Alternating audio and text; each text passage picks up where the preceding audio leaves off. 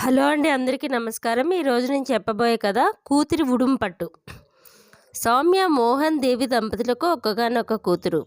వారిది మధ్యతరగతి కుటుంబం. సౌమ్య ఉమెన్స్ డిగ్రీ కాలేజీలో డిగ్రీ ఫైనల్ ఇయర్ చదువుతోంది. ఇంటర్ చదువు పూర్తి చేసుకుని అందరి స్నేహితులు బీఎస్సీ కంప్యూటర్ తీసుకుంటే సౌమ్య మాత్రం తన తల్లిదండ్రులను ఒప్పించి అగ్రికల్చర్ తీసుకుంది. సౌమ్య ఎప్పుడు చదువులో టాప్గా వచ్చేది. కానీ డిగ్రీలో అగ్రికల్చర్ తీసుకున్నందుకు ఆమె నిర్ణయానికి అందరూ ఎగతాళిగా మాట్లాడారు.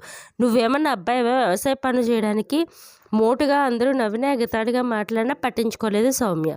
బంధువులందరూ మోహన్ దేవిని ఎత్తిపొడుపు మాట్లాడినారు. కన్న కూతురికి చెప్పలేని అసమర్థులు. తను ఐటీ చదువుంటే మా అబ్బాయిల్లో ఎవరో ఒకరికి ఇచ్చి పెళ్లి చేసేవాళ్ళం. మీ స్థితిగతులు మారేవి. దరిద్రం అనుభవించాలని మీ నుదుట రాసుంటే ఎవరు మాత్రం మార్చగలరు? అయినా అన్ని మాటలు తన మనసులోనే పెట్టుకొని కూతురిని మాత్రం మందలించలేదు తల్లిదండ్రులు. సౌమ్య డిగ్రీ పూర్తి చేసింది. మిగతా స్నేహితులకి ఎంఎన్సీ కంపెనీలో ఉద్యోగాలు, లక్షల జీతాలు, చక్కగా పెళ్ళిళ్ళు చేసుకొని ఎంతో ఎంజాయ్ చేస్తున్నారు. అప్పుడప్పుడు సౌమ్యం చూడడానికి వచ్చి ఎద్దేవా చేసేవారు. అయితే సౌమ్య మాత్రం చాలా బిజీగా ఏవో ఎక్స్పెరిమెంట్స్ చేస్తూనే ఉండేది. మొక్కల మీద చుట్టూ మొక్కలు పెట్టుకొని ఏవో ప్రయోగాలు చేస్తూ వాటితోనే సమయం గడిపేది.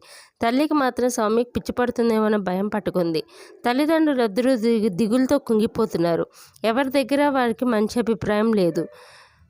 చుట్టూ ఉండే కొంతమంది ఆమెకి దెయ్యం పట్టిందని చాటింపు కూడా మొదలుపెట్టారు. అలా సంవత్సరాలు గడుస్తున్నాయి. ఎన్నో వైఫల్యాల తర్వాత ఆమెకు విజయం చేకూరింది.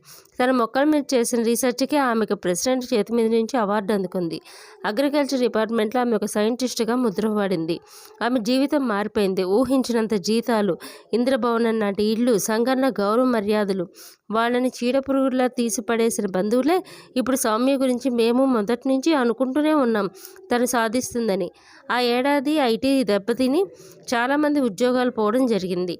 ఎవరైతే జీవితాన్ని ఎంజాయ్ చేశారో వాళ్ళు రోడ్డు మీదకి వచ్చేశారు. కూతురు ఎలాగైనా అనుకున్నది సాధించిందని తల్లిదండ్రులు చాలా సంతోషపడ్డారు. అందుకే అంటారు పెద్దలు, జీవితం ఎప్పుడూ ఒకేలా ఉండదు అని. అంతేనండి. కథ నచ్చిందా? కథ నచ్చితే లైక్ చేయండి, షేర్ చేయండి, కామెంట్ రూపంలో విలువైన అభిప్రాయాలు తెలియచేయండి. సబ్స్క్రైబ్ చేసుకోవడం అస్సలు మర్చిపోకండి. ఉంటానండి.